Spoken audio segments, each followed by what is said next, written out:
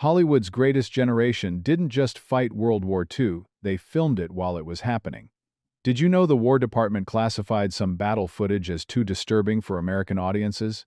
Or that John Ford was wounded while filming actual combat for the Battle of Midway?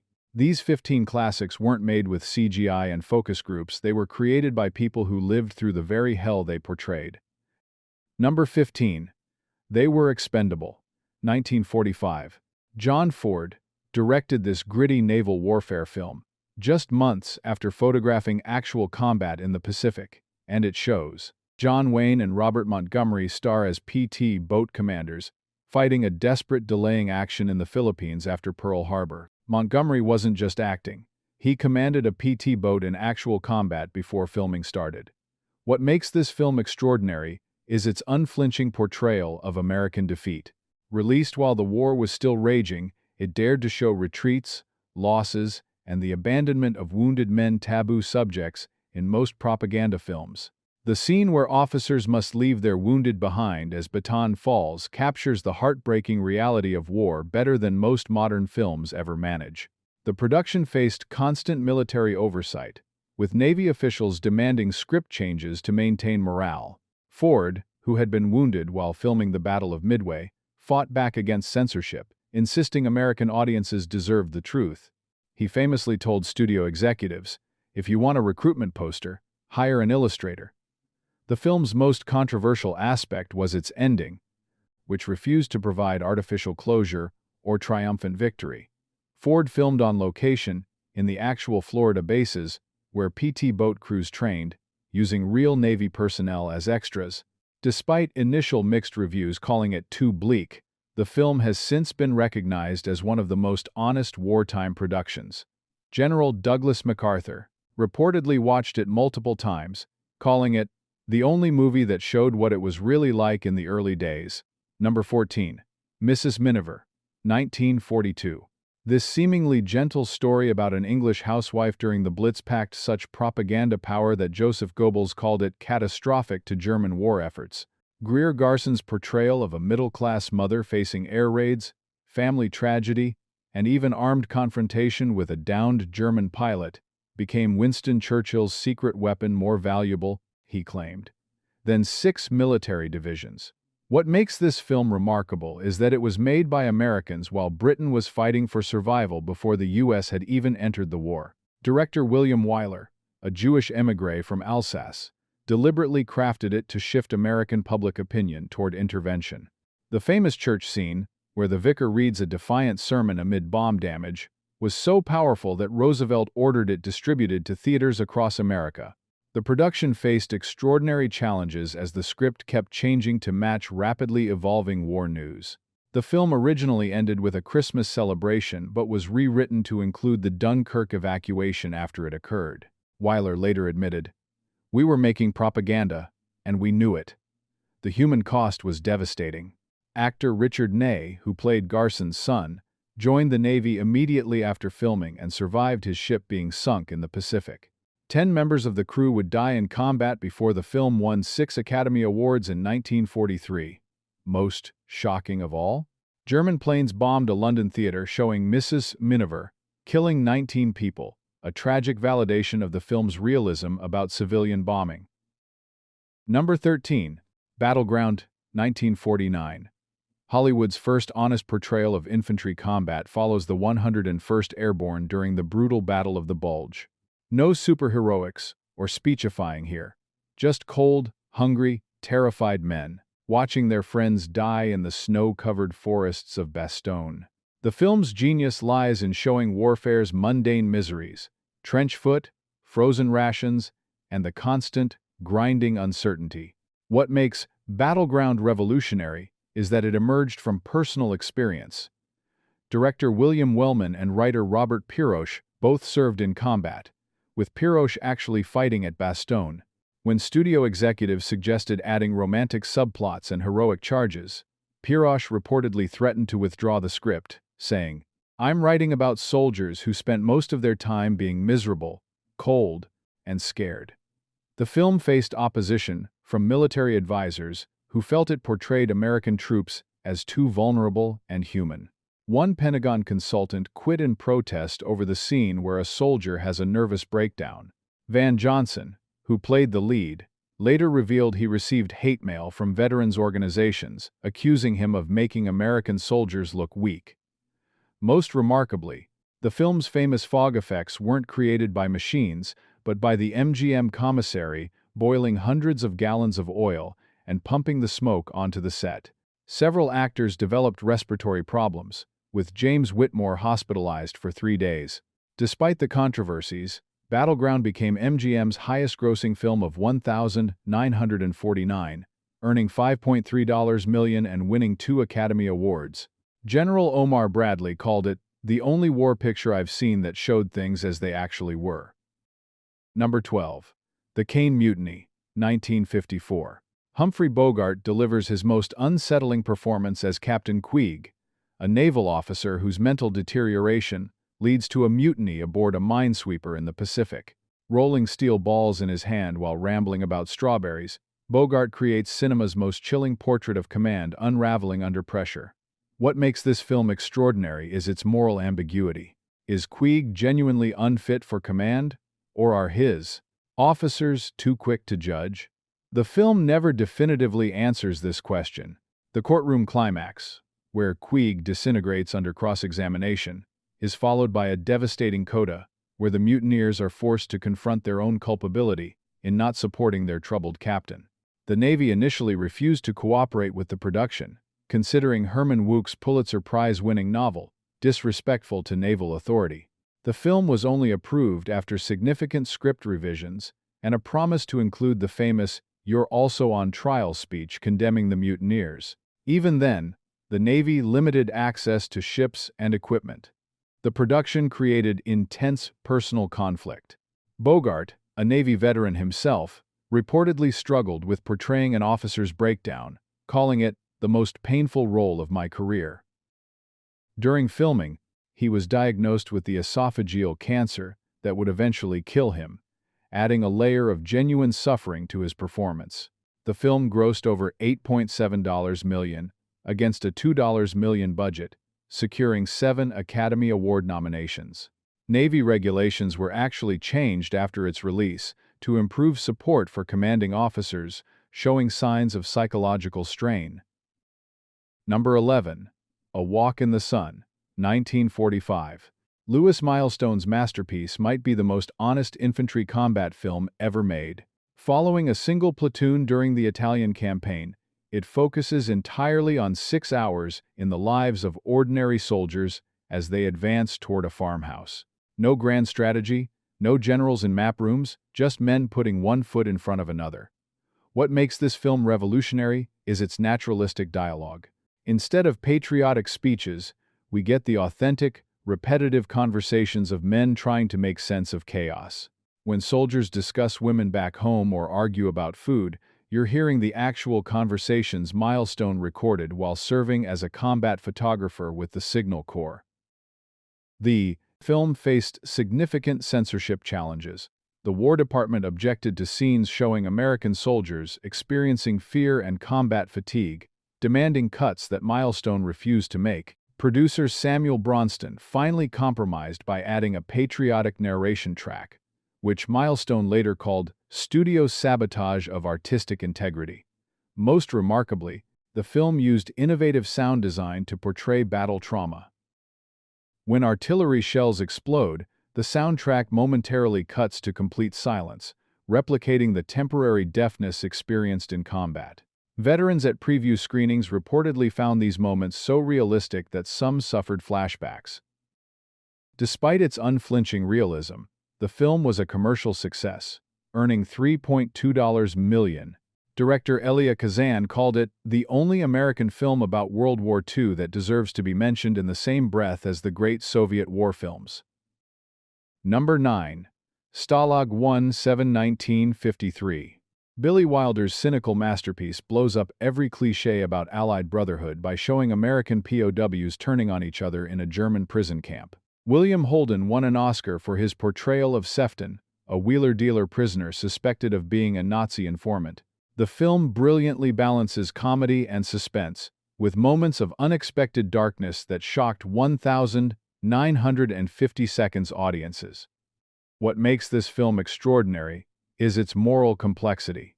Unlike other POW films showing unified Allied prisoners, Stalag 17 depicts Americans hoarding, stealing, and informing on each other. The Christmas scene, where prisoners receive letters from wives who have moved on with other men, was considered so depressing that studio executives tried to cut it. The production benefited from harrowing authenticity. Screenwriters Edwin Blum and Donald Bevan were both former POWs who based the script on their experiences in Stalag 7BB in Austria. Director Billy Wilder, a Jewish refugee whose mother died in Auschwitz, insisted on realistic depictions of camp conditions, despite studio pressure for a more sanitized approach. Otto Preminger's portrayal of the camp commandant sparked controversy for humanizing a Nazi officer. Jewish advocacy groups protested, but Wilder, himself a Holocaust survivor, defended the portrayal, arguing that showing Nazis as cartoonish villains diminished the true horror of what actual human beings had done. Paramount considered the film so potentially offensive that they buried its release in summer 1953, traditionally a dead zone for serious films. Despite this, it earned $10 million on a $1.7 million budget, and has since become recognized as one of the most honest portrayals of POW life ever filmed. Number 8. 30 Seconds Over Tokyo, 1944. This meticulous recreation of the Doolittle Raid, America's first bombing mission over Japan after Pearl Harbor, set new standards for aviation realism.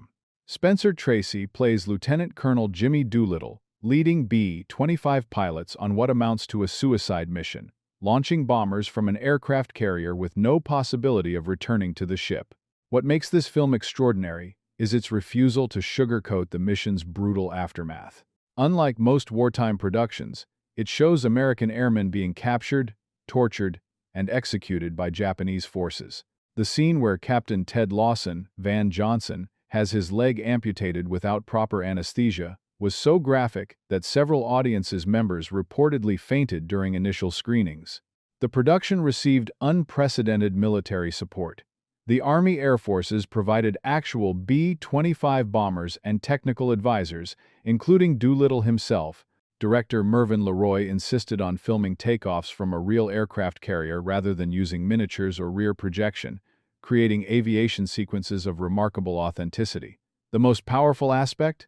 The real Ted Lawson, whose memoir formed the basis for the script, visited the set and broke down watching Johnson portray his amputation. After the war, several captured raiders revealed they had been shown the film by their Japanese captors as part of psychological torture, being told this is how America portrays us. The film earned $6.4 million against a $3 million budget and won an Academy Award for Special Effects. It remains remarkable for portraying the psychological cost of warfare during active conflict, with Johnson's performance as a man grappling with disability considered groundbreaking for 1944. Number 7. From Here to Eternity, 1953. This isn't just a war movie, it's a searing portrait of military life in paradise before hell broke loose. Following 3 soldiers stationed in Hawaii just before Pearl Harbor, the film shocked audiences with its portrayal of military corruption, brutality, and sexual affairs. The famous beach scene with Burt Lancaster and Deborah Kerr wasn't just steamy, it revolutionized how adult relationships could be portrayed in American cinema. What makes this film extraordinary is its unflinching examination of military culture. Frank Sinatra's character, Private Maggio, endures savage beatings in the stockade that directly criticized Army disciplinary practices. Montgomery Clift's principled boxer, refusing to join the regimental team, exposed how personal agendas often overrode military readiness. The production faced intense pressure from the Department of Defense, which initially refused cooperation unless significant changes were made to James Jones's novel. The brutal stockade scenes were toned down, and references to prostitution were eliminated. Even so, military officials were so displeased with the final film that they restricted its showing on Army bases. The film's most controversial aspect was its casting. Frank Sinatra's career was in decline when he desperately campaigned for the role of Maggio, even agreeing to work for $8,000 instead of his usual $150,000 fee. His Oscar-winning performance spawned the persistent rumor that inspired the famous horse's head scene in The Godfather. Despite military objections, the film was a massive commercial success, earning $30.5 million against a $2.5 million budget and winning 8 Academy Awards, including Best Picture. Military historians credit it with spurring reforms in Army disciplinary procedures and barracks conditions. Number 6. The Bridge on the River Kwai, 1957. David Lean's epic masterpiece follows British POWs forced to build a railway bridge in Burma under Japanese captivity. Alec Guinness delivers an Oscar-winning performance as Colonel Nicholson, whose obsession with proving British engineering superiority leads him to collaborate with his captors, eventually defending their bridge against Allied saboteurs. What makes this film extraordinary is its moral ambiguity. Nicholson begins as a principled officer standing up to brutality, but gradually transforms into something more complex, a man so fixated on his creation that he loses sight of which side he's actually serving. The film's gut-punch ending, "What have I done?" forces viewers to question the thin line between pride and madness. The production was notoriously difficult. Filming in the Ceylon, now Sri Lanka jungle, cast and crew battled tropical diseases, dangerous animals, and extreme heat. The massive 425-foot bridge took months to construct using local labor and was actually functional, then was spectacularly destroyed in one of cinema's greatest practical effects sequences. The explosive finale required perfect timing, as they could only film it once. The film faced criticism from former POWs who felt it sanitized the brutal reality of the Burma Railway, where approximately 13,000 prisoners and 90,000 Asian laborers died during construction. Producer Sam Spiegel admitted softening conditions to make the film commercially viable. Despite these compromises, the film earned $33 million on a $3 million budget and won 7 Academy Awards. Japanese officials objected to scenes depicting prisoner mistreatment, and the film was banned in Thailand, where the actual bridge was located, until 2017 due to its portrayal of Thai complicity with Japanese occupation. Number 5. 12 O'Clock High, 1949. This psychological study of command pressure follows General Frank Savage, Gregory Peck, as he takes over a hard-luck bomber group suffering from low morale and high casualties.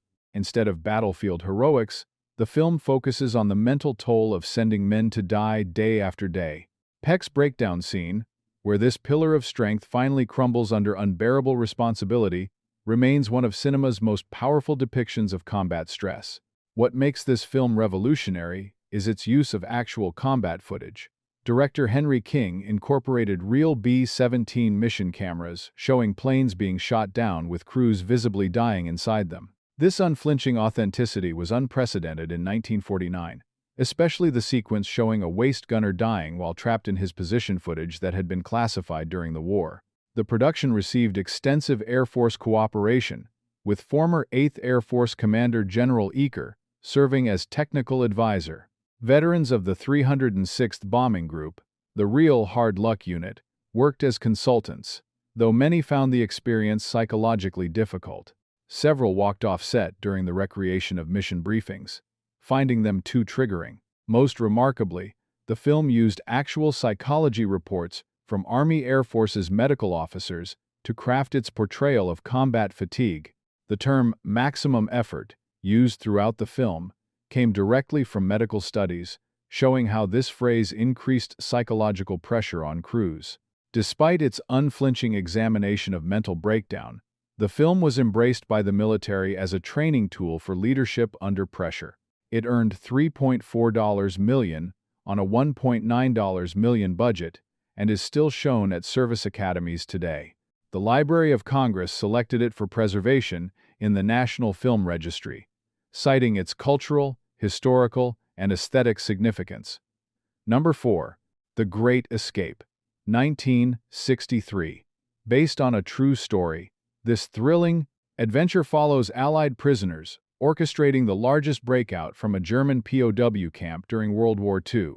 With a cast including Steve McQueen, James Garner, and Richard Attenborough, the film masterfully balances tension, humor, and tragedy as the prisoners dig tunnels nicknamed Tom, Dick, and Harry to freedom.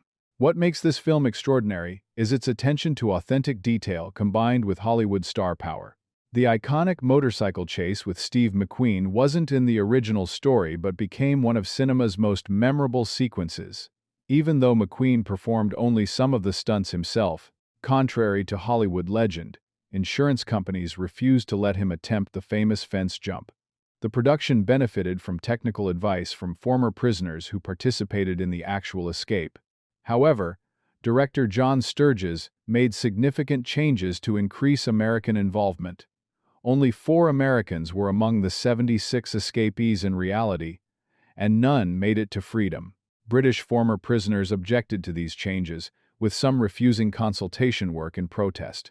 The most sobering aspect is what the film doesn't fully convey: the actual consequences of the escape. In reality, Hitler ordered the execution of 50 recaptured prisoners, an atrocity briefly acknowledged at the film's end, but later prosecuted as a war crime. Despite taking liberties with nationality and certain events, the film earned $11.7 million at the box office and has become the definitive portrayal of the escape in popular culture. Surviving POWs had mixed reactions, with some criticizing its entertainment value, while others appreciated bringing their story to wider audiences. Donald Pleasance, who played the forger Blythe, had actually been a RAF pilot imprisoned in a German camp, lending personal experience to his performance. Number 3. The Longest Day. 1962. Producer Darryl F. Zanuck mortgaged his house and spent $10 million to create this monumental recreation of D-Day, told from American, British, French, and German perspectives. The star-studded international cast included John Wayne, Henry Fonda, Sean Connery, and Richard Burton, with authentic German and French actors playing their respective countrymen.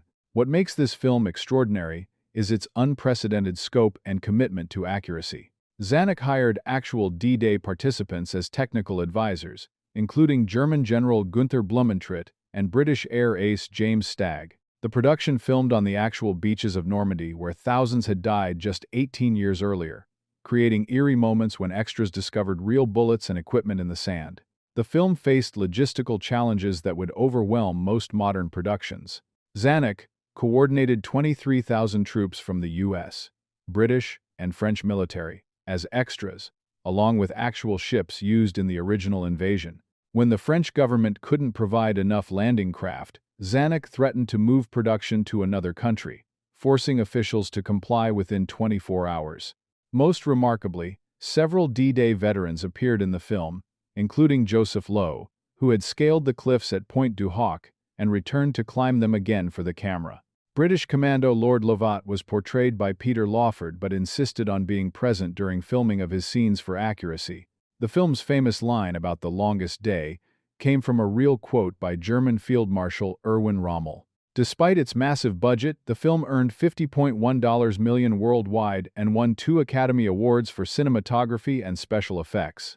Eisenhower reportedly watched it 5 times, calling it the only movie about D-Day that gets it mostly right.